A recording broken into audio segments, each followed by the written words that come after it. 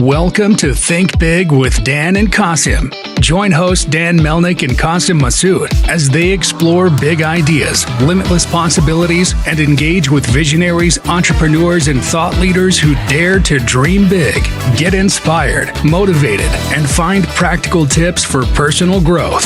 Think big, dream bigger, and ignite your potential. All right, welcome to Think Big with Dan and Qasim. And if you want to go ahead and introduce yourself, tell us where you live and what you do for a living. So I'm A. Friedmann. I am in Southern Illinois, a little town called Fairview Heights, just over the river from St. Louis. And my wife and I run Necromancy Coffee, which is a roaster and purveyor of exceptionally good coffee. Awesome. So how did you get the idea for this business?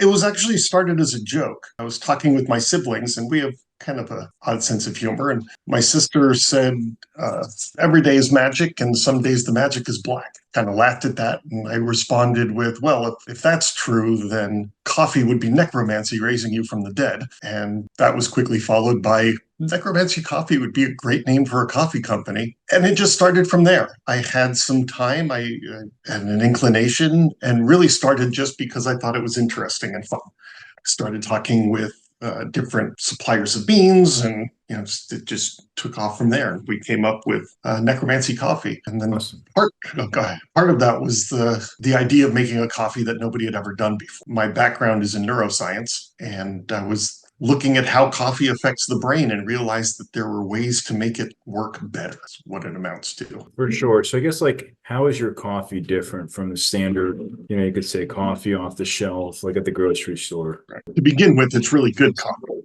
Nothing against mass-produced coffees like, Folgers or Death Wish or any of those others that are out there. But by the very nature of having coffee that needs to sit on the shelf for weeks or months at a time, you end up with a more bitter coffee that just, it isn't fresh, it isn't as well done, and it's the trade-off. You can either have really exceptionally good beans and good coffee that's very fresh, or you can have a product that can sit on a shelf for 3 months, but you can't do both. So we definitely wanted to go in the fresh is better category. For example, our roasts, if you order ground coffee from us, or any roast for that matter, we don't roast the beans until the order comes in. So whatever is shipped out immediately from being roasted, incredibly fresh. So the flavor is much better, and there's none of that sort of what I refer to as the coffees that bite you back, where you drink it and you get that acidic bite in the back of your throat. That's just kind of, yeah, ours don't do that. So aside from that, which is enough in and of itself, most coffees, when you roast them, there are naturally occurring neurochemicals that get destroyed. And I wanted a way to preserve those. So you still get the caffeine, you get that boost from it, but then there are other neurotransmitters that block the brain from saying, I'm sleepy. All during the day, every single one of us, we do things and a chemical is produced, it goes to our brain and it says, you've been doing stuff, you're sleepy, go take a nap or go to bed. Right. Our coffee helps block those. So now you get your caffeine, but then you also get a much longer wakefulness and a much slower drop. You don't get that caffeine crash because you have other neurochemicals working. So it's coffee made better by neuroscience. That's what it amounts to. So I guess do you also have K-cups? Or I guess also how do you make it fresh each time? Obviously it's many co-packers or producers have a certain minimum order requirement. So yeah, I'm just curious about those two things. No, we have no minimum order. We roast as needed, and we do not have K-cups yet. We don't have that capability, but we do have right now ground and whole bean. But if desired, we could do, say, a espresso grind or something along those lines. So we can change the grind. Although what I find is people that are that particular about their grind tend to have their own grinders. So we're not that isn't as needed as much. For sure. Yeah. So I guess how have you gotten in front of people? Obviously starting any company is not easy, especially coffee seems sort of like a product that, is there's so much competition, right? So how have you gotten in front of your customers in 2024? So mostly it's been online presence and word of mouth. We haven't done any large media campaigns or anything like that. We simply don't have that level of funding and ability right now. but we will eventually. For now, it's things like Facebook and Instagram and friends. So I should back up. My mother is from Colombia and my father is from Venezuela. So my family and I grew up with when we were kids, my mother would send us to school with coffee milk. So I know a lot of people that really appreciate coffee. So we have started mostly with them, just saying, hey, try our coffee when you like it, because we know you will. Let other people know. And that's been the basis so far. It's been enough to keep us going. Like, we're not raking in bucks or anything like that, but it is enough to keep us going and to give us the impetus to know that we're on the right track. We actually have a product that's worthwhile. For sure. Moving it from there. So what is your biggest, you could say, vision or goals for 2024? You focus on getting into more retailers or e-commerce, Amazon? Like, what are you really looking to focus on and scale on this year? So scale-wise, what I'd like to do, we have one local shop right now, little mom and pop shop, and we sell through there. And because we do that roast as we go, our supplies are always very small. One thing I don't want to do is try to compete with like Amazon drop shipping, because to do that, we'd then be back in that boat of keep 100 pounds on stock ready to go. And then you end up with coffee that goes stale and gets nasty. What I'd really like to do is there's a couple of cafes that I think would benefit from it.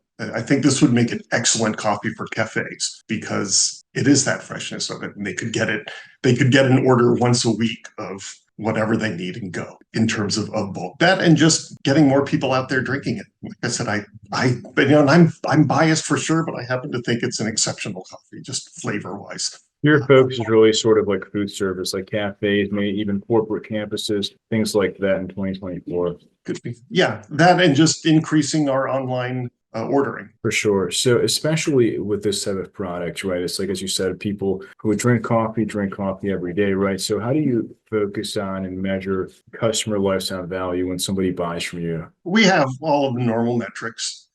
Customers, repeat customers, how much they buy, when they buy it, for sure. That is a standard. The other thing I'd really like to do is get into things like Comic-Con. As you may have guessed from our logo and our name, we have a certain type of humor that goes to a certain group of people. It occurred to me that there's a lot of kind of us, my generation, geeky gamers out there. So our name and our blends, they're all labeled with this sort of gaming comic book Dungeons and Dragons type of humor, like our half caffeine blend, because it's a half calf. It's our Minotaur blend. And our New Year's blend was the Phoenix coming out of the ashes, and just that sort of just a little nod of haha to that. If you look at our logo at some point, the teeth inside the skull read "Bring me to life." It's just, we have fun with it. And I think more than anything, that's what we really look for is we're enjoying doing this. I'd love to see it get into places like that, because again, we can then keep to our product quality and the style we go to. Like I could have a comic book shop that sells them on the side, where we're not going to sell $10,000 worth of coffee through them, but it's going to be good, it's going to be solid, and the clientele, if they buy it there, might get it online or might come back to that store. Free comic book day is coming up, and we're doing a comics and coffee with one of our local shops for that. Just keeping it in that vein. Like I said, I'd love to do like a Comic-Con or something like that. I think that would be fun. Do a little coffee dispensing out of a coffin or something. But have you had those conversations with like Comic-Con, or even like thought about like would you want to have like a booth there, just like hand it out to people? Like I don't even know what you had in mind with that. So we have some ideas. I haven't talked to them yet because I know we don't have the financing right now to go to a Comic-Con, spend multiple days there, buy a booth. But I'd love to do something less a booth-like and more maybe like a cart. At one point, we were talking about getting an old hearse and creating a coffee service in the back where we could be in the parking lot out front when people are waiting to get in, and we could be serving coffee there. And again, that's something that you have to get approved through them. I know we can't just show up and do that. They would probably not be happy about it, but we will. That's something to look at for the next year, 2024, as things move forward, and see if we can generate enough interest and income to make that a possibility. For sure. So nowadays, many companies are using things like AI in their business. So do you currently use AI? And if not, where can AI like come in and add value in 2024? So currently, no. I have been looking into it. AI could potentially be very good for branding, for logos, not logos, but artwork to go on packaging and things like that. The AI artwork has certainly gone to a much higher level than it used to be. And I could see using that to create images. I've looked a little into things like ChatGPT and can I use the prompts from that to create a pathway? It's such an immense amount of information, so easily connected with, but you have to be careful how you word it, or else you end up going down rabbit holes that have nothing to do with where you're at. I think the biggest issue with AI in general right now is the possibility to end up 3 hours later looking and reading the things that have nothing to do with what you started with, because it's so easy to kind of fall down one of those pathways. But yes, I mean, we've definitely been experimenting and looking into how we can use that, not just to better our image, but how to better connect with the right people that we see as our target market. For sure. So what would you say is like the one biggest piece of advice that you wish you knew before you started this company? How little profit margin there is in coffee itself. Like you said, there's a lot of coffee out there, which is fine. I'm perfectly okay with capitalistic competition. But when you look at, say, a pound of coffee, well, once you've paid the farmers, and if you pay them a reasonable fee, and all of our farms are sustainable and we pay them a proper wage and all of that. So if you're going to go that route and do it properly, pay the people what they deserve, and then ship the coffee, and then roast the coffee, and then bag it and label it and send it out, a pound of coffee really only has like $1.50, $2 profit margin. So if you want to make a living selling coffee, you've got to be willing to sell a ridiculous amount of coffee. In coffee, where the real profit margin is in cafes where you spend 50 cents to make a shot of espresso and sell it for $4. And we talked to some places about maybe partnering up and doing something like that. I personally have no desire to run a coffee shop. That's a whole nother world of food service and headache and the rest. Sure. We went into it thinking that initially it would be producing more of a profit than it was, and that was just a lack of not knowing. Right. For So sure. that would have been one good one. The Yeah. other would have been the length of time it takes to do a copyright for a logo or a phrase. We've been in business a year and a half, and we're just now getting a response back from the patent office saying, okay, here's things we want you to change or fix or whatever. Right. Which, again, not a problem. It's not difficult, but it's moving at the speed of government, so it takes a lot Yeah. longer. Yeah. For sure. So if we're going to have this conversation again in 1 year from now, where do you see things going for your business? Hopefully, a year from now, your listeners will go, oh yeah, I've had that coffee. That would be the first step, would be people saying, yes, I did that and I liked it. I would love to see us growing to the point where my wife and I could kind of focus most of our energy into this and not have to worry about side things. Be able to use this as a prime source of not only income for us, but of a use of our energies. Like I said, we started this for fun, and it has been a lot of fun. I see no reason to stop that. The first 8 months, I think we made $50 in profit. And what I thought at the time was, well, for the amount of fun that I'm having doing this, who cares?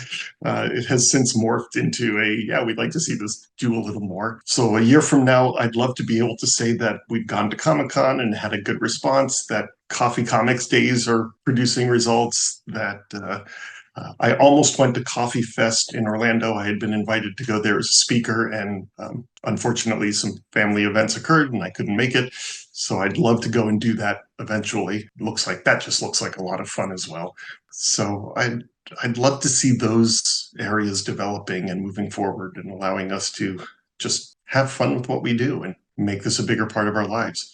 Awesome. So if somebody watching this wanted to reach out to you, do you mind sharing your website or social media? I guess best ways to get in contact. So website is just the name, necromancycoffee.com. We have a Facebook with the same name. We have a Instagram. Instagram, thank you. Remember what's called. We have an Instagram with the same name. The email is necromancycoffee@gmail.com. So yeah, we're definitely reachable. We're right out there. Easiest is just to go to the website, see what's going on there. We're planning on launching a different a different brand within the next few weeks. Exactly the same coffee, just a different packaging, because we found that not everybody wants a black bag of coffee with a skull on it. So we are doing a white bag of coffee that's a little more fancy and doing that for, like, the local church likes our coffee, but they don't want to be serving coffee with a skull on it. So we're making something a little more average user friendly, but it's exactly the same coffee. It's going to be called Hot Coffee, Haute, like hot cuisine or hot couture. And so the pun on hot, of course, we'll have hot coffee. And we're just enjoying it and moving out. So I'd love to see that continue to expand and grow. Awesome. Well, thank you so much for your time today. Not at all. It was a distinct pleasure. Thanks. All right. Bye. Cheers.